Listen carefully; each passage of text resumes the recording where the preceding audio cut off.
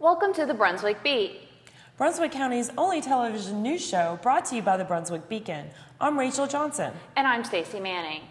Millions of Americans gathered together last weekend to remember September 11th, 2001. Sunday marked the 10th anniversary of the terrorist attacks, and Brunswick County played host to several memorial services. Last Friday, students at Shallotte Middle School participated in the school's second annual memorial service. There, they heard from John Flynn, a former New York Ports Authority police officer who was one of the first responders on that fateful September morning in Lower Manhattan. We responded to that first call at 8:46 in the morning on 9/11/01 of a small plane. That's how the radio report came over. A small plane just struck the North Tower. As we pulled out of quarters, we could see even miles away that the smoke and the flames were billowing from the top of the North Tower. As we arrived on scene, debris was falling. The situation was starting to turn into chaos. People were trying to evacuate. The radio call went out to send everything that is available in the New York area to One World Trade Center. Ladies and gentlemen, when I say everything's coming, everything came. As we were operating, sending manpower up into the building, coming up with plans, dealing with the chaos, dealing with the injuries, dealing with the debris, and dealing with the idea that this is not just a small plane, because it became evident very quickly that at minimum this was a 737. It wasn't until we received confirmation from LaGuardia Tower that it wasn't even a 737, it was a 767. And it flew full bore into the side tower of the North Tower of the World Trade Center. As we were operating, time kind of moved real quickly. And before anybody could even believe the horror that again took place, United Airlines flew into the South Tower of the World Trade Center.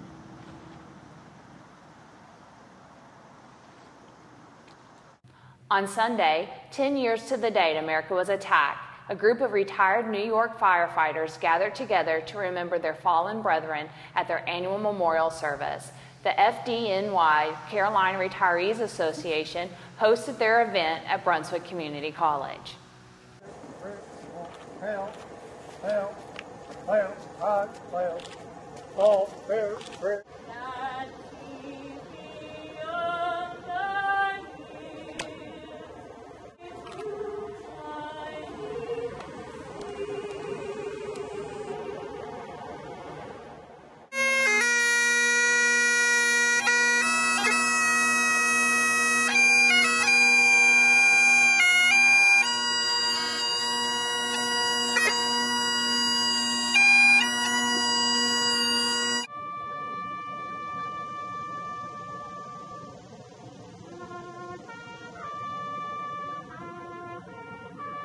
Through the night with the light from above, from the mountains to the prairies, to the oceans white with foam.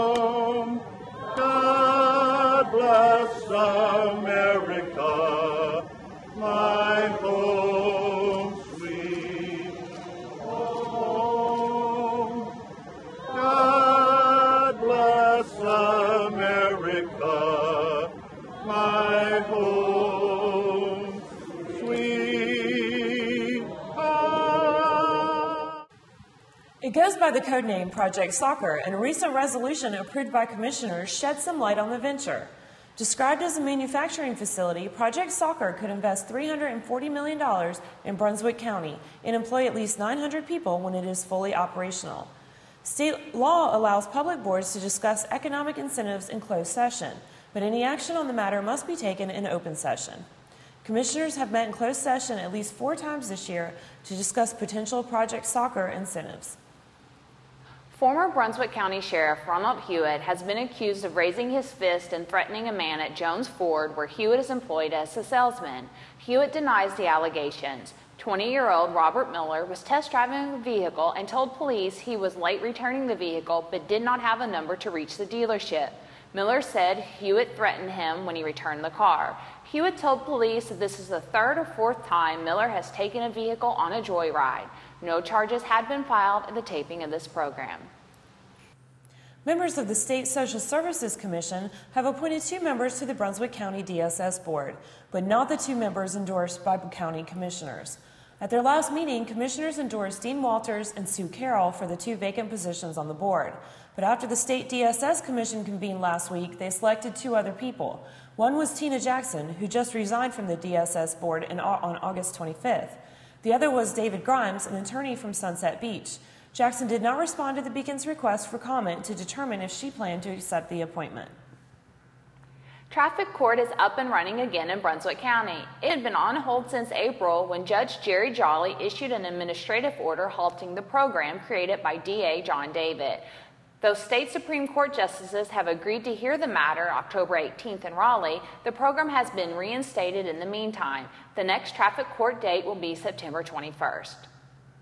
While some schools across the nation are trying to remove the Pledge of Allegiance from their morning routine, a local Life Scout and high school sophomore has helped return it to West Brunswick High School. Charles Dakota Smith restored the flagpole in the school's courtyard, and now Old Glory is flying again and the pledge is said each morning. It had been more than 15 years since the flag had blown in the wind at the school. Additionally, Smith created a memorial garden to pay homage to students who have died. The project served as Smith's community service initiative to reach Eagle Scout rank. Free Dump Week is underway at Brunswick County Landfill in Bolivia. Residents may bring items, except for household trash, land clearing debris, and new construction debris, to the landfill for free. Commercial vehicles will be charged normal tipping fees. Be prepared to show proof of residency. Free Dump Week runs through the 17th.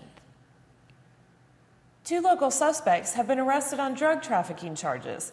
53-year-old David Johnson of Ocean Isle Beach was charged with 9 counts of trafficking opium or heroin and possession of drug paraphernalia.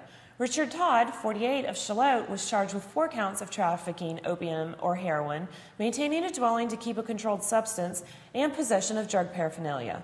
Both were taken to the detention center where they were each given a $500,000 bond. Read all of these stories and much more in this week's Beacon, available on newsstands now.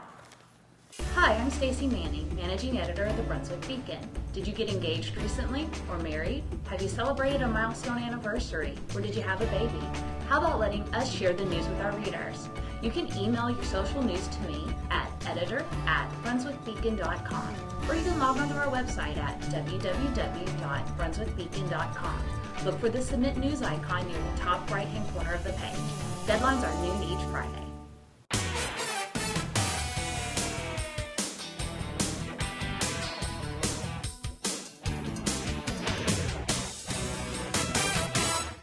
Welcome to the Brunswick Beat Sports Report. In racing action, Brunswick County native Chad McCumbee delivered another impressive top 10 finish in the Southern Illinois 100 on September 5th. McCumbee won the other dirt track race last month in Springfield, Illinois. He will try to clinch the prestigious Bill France Tour Crown Award September 17th at Salem Speedway in the Kentuckiana Ford Dealers ARCA Fall Classic. Playing one man down because of a red card penalty, the West Brunswick High School soccer team scored 2 goals to tie Ashley High School 2-2 in a non-conference game on September 7th. West Scotty Melvin scored both goals. The tie ended a 5-game losing streak for the Trojans. The Trojans then went on to defeat Whiteville 2-0 in overtime on Monday night in a conference opener. Again, Melvin scored both of the team's goals. The West Brunswick High School volleyball team is 3-0 in their conference. They beat North Brunswick in a conference match on September 6th, followed by another victory over West Bladen on September 8th to remain undefeated in conference play. Find these sports stories, as well as an update and photos from West Brunswick football action and much more in this week's sports section of the Beacon.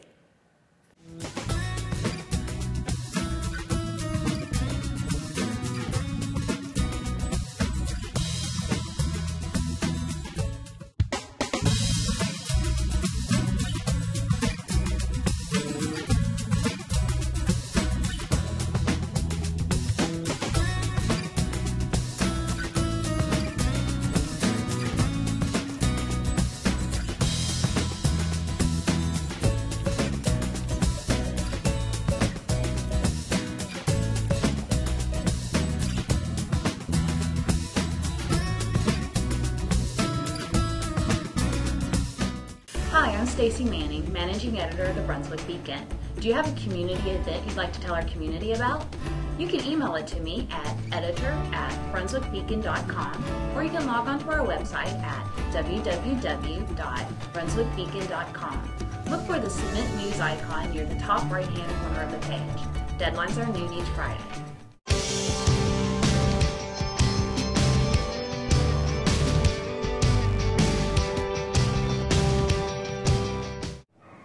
I'm Laura Lewis. I'm here at Brunswick County Animal Shelter today with Valentine. He is a 2-year-old male, gray and white. He was an owner turn-in here at the shelter earlier in August, and he is just the sweetest boy you've ever seen, and he needs a good home. So come on out and visit with him and the other cats and dogs available for adoption. It's located on Green Swamp Road. The visitation hours with the animals are from 10 to 4 weekdays. So come on out. And speaking of cats, a local resident has found a forever friend in a stray cat. Wherever Mary Keith goes, Buddy the cat goes too. That is, if he feels like it. It's been that way for the past 8.5 years when Keith, owner of the Yard Bird Emporium in Calabash, helped rescue Buddy and his 2 kitten siblings from under the store's porch. Keith says Buddy hangs out and protects the bird store, though she had to train him not to stalk the birds that frequently visit her shop. It's that time of year again. Seaside United Methodist Church in Sunset Beach is having its annual country fair this Friday and Saturday, September 16th and 17th, at the church on Seaside Road. On tap at the annual fundraiser is Sunset Beach's biggest yard sale, including garden and craft booths, jewelry, new and used books, dishes, glassware, furniture, household items, knickknacks, and plenty of clothes. The shopping fun begins at 7 a.m. Friday and Saturday, with breakfast and lunch available and auctions on Saturday.